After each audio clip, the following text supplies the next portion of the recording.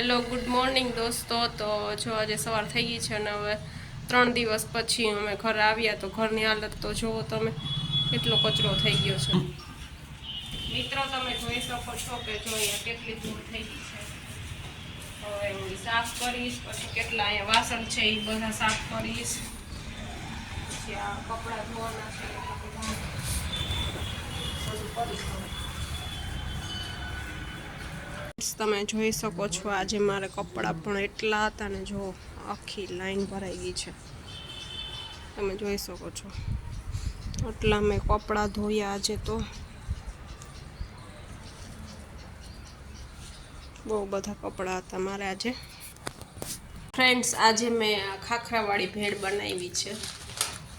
જો તમે જોઈ શકો છો ખાખરા ભેળ. પછી આ ખાખરા નામ લઈને ખાવાની હોય, તમે ટ્રાય કરજો એકવાર. તો આમાં મેં મમરા, સેવ, ડુંગળી, ટમેટું, ધાણાભાજી, કેપ્સિકમ, ચટણી, મીઠું, ચટણી, મીઠું ને ધાણાભાજી નાખ્યું છે.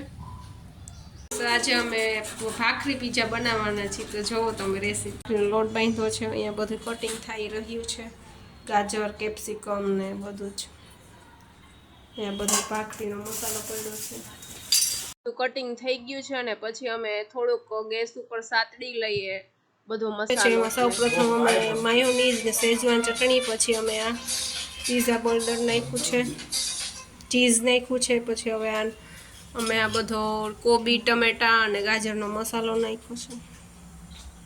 પાથરીએ છીએ બધું ટમેટા.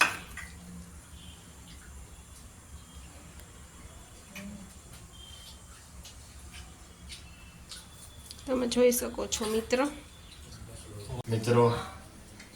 આ પિઝા, ભાખરી પીઝા, આ પિઝા નિધિ અને એના ભાઈ દ્વારા બનાવવામાં આવ્યો. હું જોખમ લઈ રહ્યો છું, મને કાંઈ થાય તો જવાબદારી નિધિની રહેશે. ભાઈ છૂટો થઈ શકે.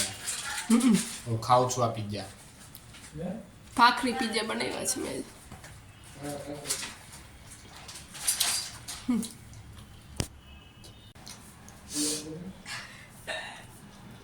વાહ, સારો બેન. મને કાંઈ થાય ખાતા પછી સ્વાદ તો સારો હે. બરોબર. તો નિધિની જવાબદારી રહે. ઓકે. ઝાડા થાય, કબજિયાત થાય, લૂઝ મોશન થાય, ઉલટી થાય,